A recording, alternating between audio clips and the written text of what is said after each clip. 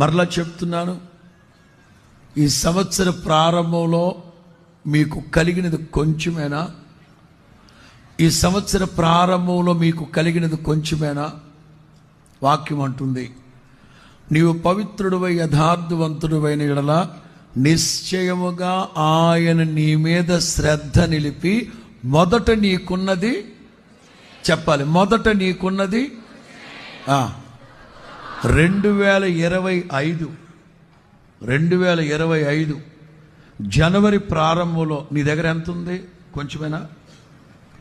మొదట నీకున్నది చెప్పాలి. మొదట నీకున్నది డిసెంబర్కి వచ్చావు, తొదకు మహాభివృద్ధి కలుగునుగాక, కృప ద్వారా మహాభివృద్ధి కలుగునుగాక, ఆశీర్వాదంతో పాటు మహాభివృద్ధి కలుగునుగా.